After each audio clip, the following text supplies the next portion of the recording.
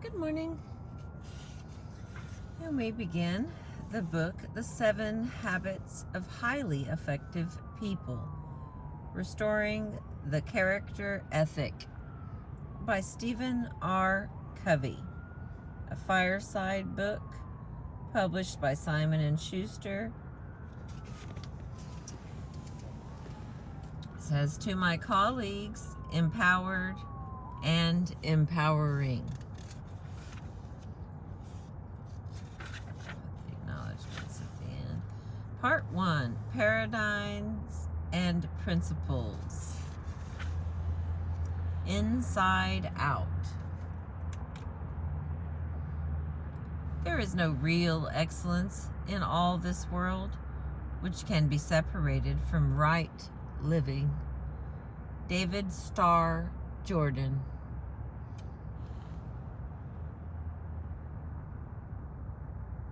Beautiful sunrise this morning, my friends. I'm doing my best to get it clear for you. In more than 25 years of working with people in business, university, and marriage and family settings, I have come in contact with many individuals who have achieved an incredible degree of outward success, but have found themselves struggling with an inner hunger, a deep need for personal congruency and effectiveness, and for healthy, growing relationships with other people. I suspect some of the problems they have shared with me may be familiar to you. I've set and met my career goals, and I'm having tremendous professional success, but it's cost me my personal and family life. I don't know my wife and children anymore. I'm not even sure I know myself and what's really important to me. I've had to ask myself, is it worth it? And the next one. I started a new diet for the 5th time this year. I know I'm overweight and I really want to change. I read all the new information. I set goals. I get myself all psyched up with a positive mental attitude, and I tell myself I can do it, but I don't. After a few weeks, I fizzle. I just can't seem to keep a promise I make to myself. And the next. I've taken course after course on effective management training. I expect a lot out of my employees, and I work hard to be friendly toward them and to treat them right, but I don't feel any loyalty from them. I think if I were homesick for a day, they'd spend most of their time gabbing at the water fountain. Why can't I train them to be independent and responsible, or find employees who can be? And the next. My teenage son is rebellious and on drugs. No matter what I try, he won't listen to me. What can I do? And the next. There's so much to do, and there's never enough time. I feel pressured and hassled all day, every day, 7 days a week. I've attended time management seminars, and I've tried half a dozen different planning systems. They've helped some, but I still don't feel I'm living the happy, productive, peaceful life I wanted to live. And the next. I want to teach my children the value of work, but to get them to do anything, I have to supervise every move and put up with complaining every step of the way. It's so much easier to do it myself. Why can't children do their work cheerfully and without being reminded? And the next. I'm busy, really busy, but sometimes I wonder if what I'm doing will make any difference in the long run. I'd really like to think there was meaning in my life, that somehow things were different because I was here. And the next. I see my friends or relatives achieve some degree of success or receive some recognition, and I smile and congratulate them enthusiastically. But inside, I'm eating my own heart out. Why do I feel this way? And the next. I have a forceful personality, I know. In almost any interaction, I can control the outcome. Most of the time, I can even do it by influencing others to come up with the solution that I want. I think through each situation, and I really feel the ideas I come up with are usually the best for everyone. But I feel uneasy. I always wonder what other people really think of me and my ideas. And the last. My marriage has gone flat. We don't fight or anything. We just don't love each other anymore. We've gone to counseling. We've tried a number of things. But we just can't seem to rekindle the feeling that we used to have. These are deep problems, painful problems, problems that quick fix approaches cannot solve. A few years ago, my wife Sandra and I were struggling with this kind of concern. One of our sons was having a very difficult time in school. He was doing poorly academically. He didn't even know how to follow the instructions on the tests, let alone do well on them. Socially, he was immature, often embarrassing the closest to him. Athletically, he was small, skinny, and uncoordinated, swinging his baseball bat. For example, almost before the ball was even pitched, others would laugh at him.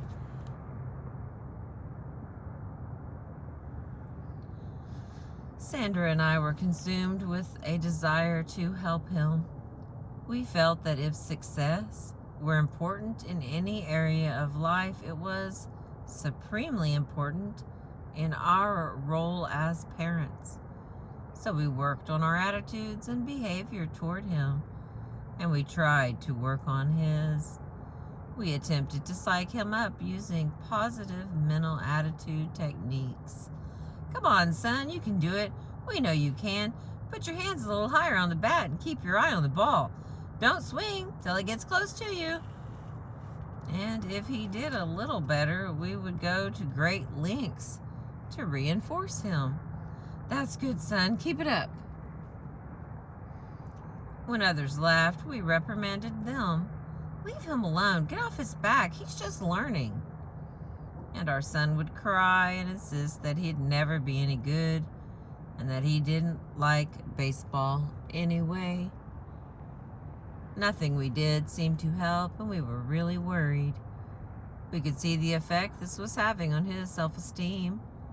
We tried to be encouraging and helpful and positive, but after repeated failure, we finally drew back and tried to look at the situation on a different level.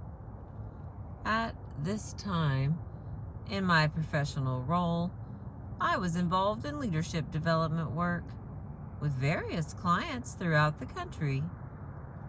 In that capacity, I was preparing bi-monthly programs on the subject of communication and perception for IBM's Executive Development Program participants. As I researched and prepared these presentations, I became particularly interested in how perceptions are formed, how they govern the way we see, and how the way we see governs how we behave. This led me to a study of expectancy theory and self-fulfilling prophecies, or the Pygmalion effect, and to a realization of how deeply embedded our perceptions are. It taught me that we must look at the lens through which we see the world, as well as at the world we see, and that the lens itself shapes how we interpret the world. As Sandra and I talked about the concepts I was teaching at IBM and about our own situation, we began to realize that what we were doing to help our son was not in harmony with the way we really saw him. When we honestly examined our deepest feelings, we realized that our perception was that he was basically inadequate, somehow behind. No matter how much we worked on our attitude and behavior, our efforts were ineffective, because despite our actions and our words, what we really communicated to him was, "You aren't capable. You have to be protected." We began to realize that if we wanted to change the situation, we first had to change ourselves. And to change ourselves effectively, we first had to change our perceptions.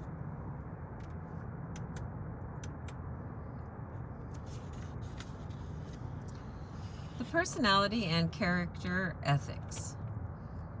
At the same time, in addition to my research on perception, I was also deeply immersed in an in-depth study of the success literature published in the United States since 1776.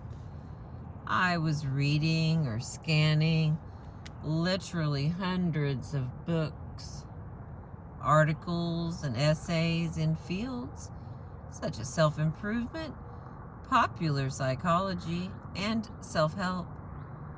At my fingertips was the sum and substance of what a free and democratic people considered to be the keys to successful living.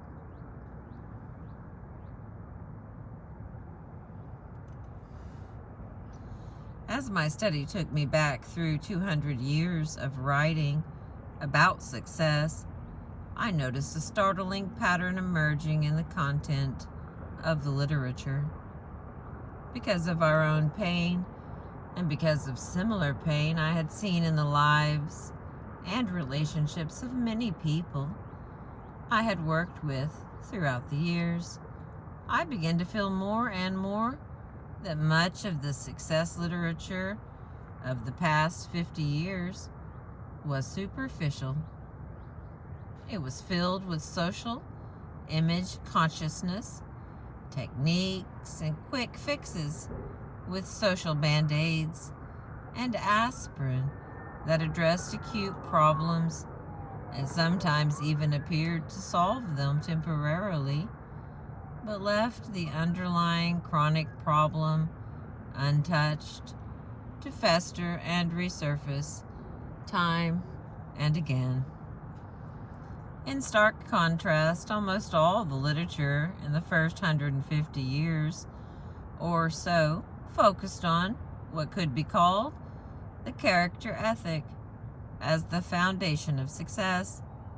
Things like integrity, humility, fidelity, temperance, courage, justice, patience, industry, simplicity, modesty, and the golden rule. Benjamin Franklin's autobiography is representative of that literature. It is basically the story of one man's effort to integrate certain principles and habits deep within his nature. The character ethic taught that there are basic principles of effective living, and that people can only experience true success and enduring happiness as they learn and integrate these principles into their basic character. Whew, it's beautiful this morning.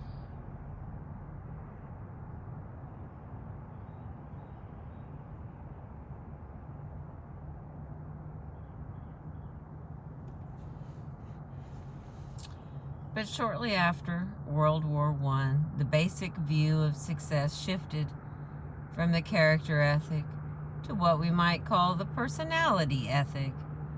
Success became more a function of personality, of public image, of attitudes and behaviors, skills and techniques that lubricate the processes of human interaction. This personality ethic essentially took two paths. One was human and public relations techniques, and the other was positive mental attitude, PMA. Some of this philosophy was expressed in inspiring and sometimes valid maxims, such as, your attitude determines your altitude, smiling wins more friends than frowning, and whatever the mind of man can conceive and believe it can achieve. Okay, let me try that again. Whatever the mind of man can conceive and believe it can achieve.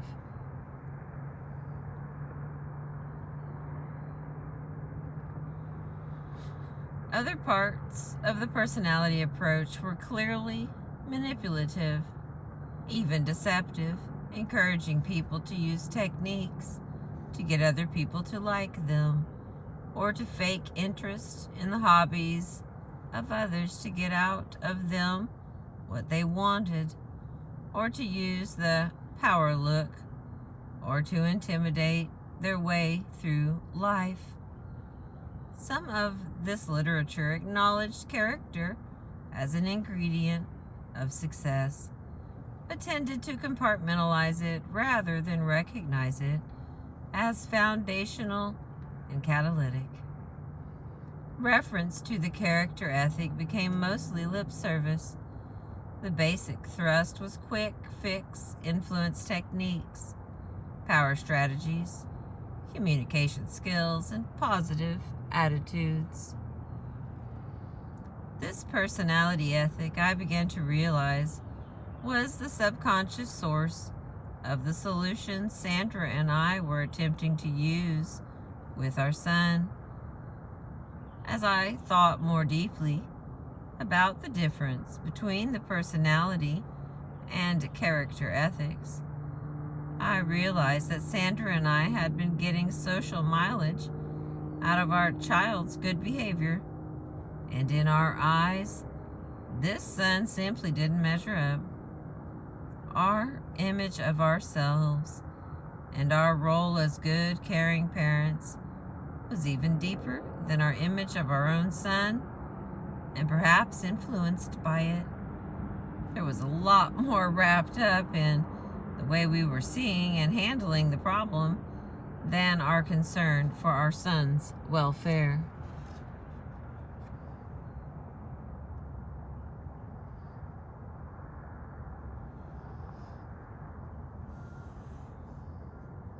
As Sandra and I talked, we became painfully aware of the powerful influence of our own character and motives, and of our perception of him.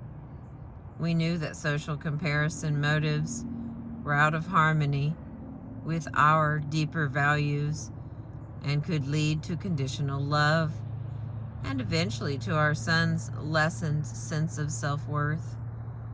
So we determined to focus our efforts on us, not on our techniques, but on our deepest motives and our perception of him.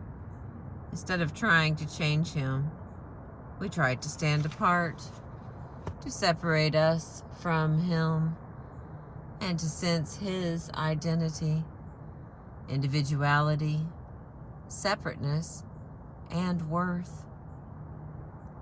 Through deep thought and the exercise of faith and prayer, we began to see our son in terms of his own uniqueness.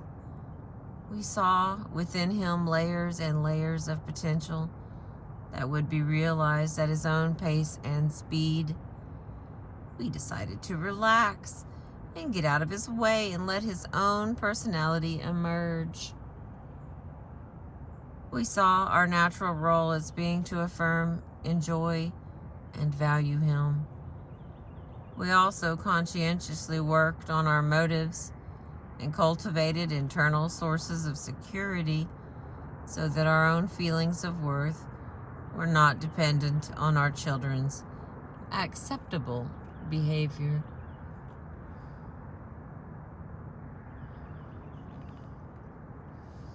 As we loosened up our old perceptions of our son and developed value-based motives, new feelings began to emerge. We found ourselves enjoying him instead of comparing or judging him. We stopped trying to clone him in our own image or measure him against social expectations. We stopped trying to kindly, positively manipulate him into an acceptable social mold because we saw him as fundamentally inadequate. Because we saw him as fundamentally adequate and able to cope with life. We stopped protecting him against the ridicule of others. He had been nurtured on this protection, so he went through some withdrawal pains, which he expressed and which we accepted, but did not necessarily respond to. "We don't need to protect you," was the unspoken message. "You're fundamentally okay." As the weeks and months passed, he began to feel a quiet confidence and affirmed himself. He began to blossom at his own pace and speed. He became outstanding as measured by standard social criteria, academically, social, and athletically, at a rapid clip, far beyond the so-called natural development process. As the years passed, he was elected to several student body leadership positions, developed into an all-star athlete, and started bringing home straight-A report cards. He developed an engaging and guileless personality that has enabled him to relate in non-threatening ways to all kinds of people. Sandra and I believe that our son's socially impressive accomplishments were more a serendipitous expression of the feelings he had about himself than merely a response to social reward. This was an amazing experience for Sandra and me, and a very instructional one in dealing with our other children and in other roles as well.